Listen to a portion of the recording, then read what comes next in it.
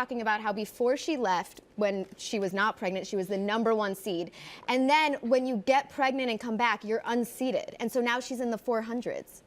Yeah. Wait, what? But to me, that's down there by me. But right? to me, you don't really pay too much attention to the rankings. It's as much as your performance. So to me, I think this is a common story in athletics. It's just this is a pregnancy as opposed to a sprained ankle or a torn knee. You know, it's an athlete. But there's something that, like, when you leave for maternity leave, then you don't get the, like, I don't know what it's called, but you don't get, like, the courtesy of skipping the first round. Oh, well, your seating's different. But again, if you look at the player she is now, as opposed to when she left, that's natural. Like, she lost to a first round to a no-namer. She wouldn't have done that pre-pregnancy. Okay. So she's being seeded properly because she's a little rough in terms of coming back. Nobody could, I mean, she was bedridden. She nearly died from her pregnancy. That's what I'm saying. It's so like, for her to be back is yeah, well, really first of all, impressive. I think she can do no wrong. If she's, I feel like you should play like tennis on a bed, and I'd still be like, she's winning. You know what I mean? But I feel like this idea of like women in general, and I know this is like a massive sport and the athleticism at the top notch. She's the best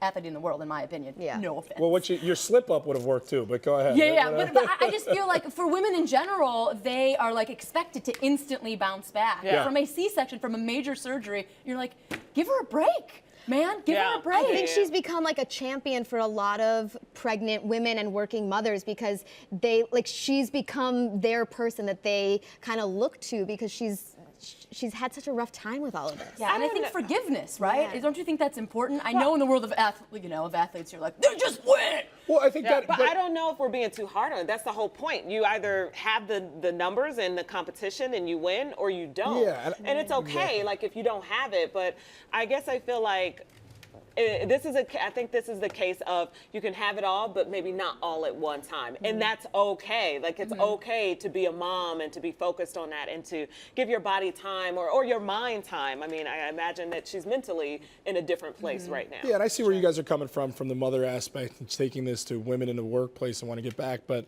I see this firmly as an athlete wanting to come back to a sport. That's how you have to look You at see it. this a lot with guys who maybe have torn their knee up and they need to take a whole year off.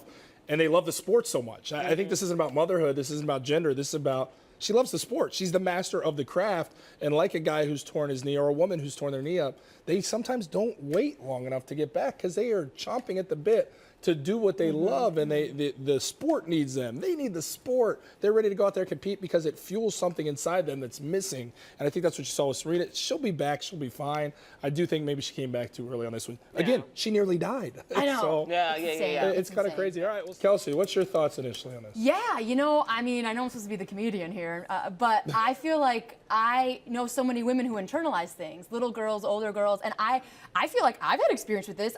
Before I was an athlete, I had all this anger and rage, and I would cut the bottom of my foot so nobody would see it. But it was for such a short amount of time, kind of similar, where I don't feel like I should talk about it because it's not something that like took over my whole life, kind of a thing. I got over it. But there is this where you're a child, you don't know how to communicate. Women internalize a lot of things and you harm yourself. And I also think it was really interesting that her mom didn't know. It was one of those things that is. That's the part I had issue with as a parent. Is I feel like is this for entertainment value? I mean, obviously it's a real story. I'm not questioning that from Willow. But when this comes out and I'm a parent and I'm hearing for the first time that my son, heaven forbid, ever does something like this, the cameras are getting turned off and then we're having a conversation that's a little bit more serious than for everybody at home eating popcorn or eating Haagen-Dazs watching. Like, that part made me uncomfortable. So you're saying the privacy issue. I don't think I they're didn't like doing that it for part. entertainment. I don't think they were, but I'm saying when that moment comes up, cameras should be turned off and it should be mother-daughter talking, not keep the cameras rolling. Let's talk more about this. Part of this Red Table Talk, I think, is that it's supposed to bring up really serious, soulful conversations. And so I see what you're saying, but my first reaction to this was that it was actually like really brave, and I felt like, Kelsey, to your point, like allowing women and kids especially to talk about things and to normalize it for other people was really powerful.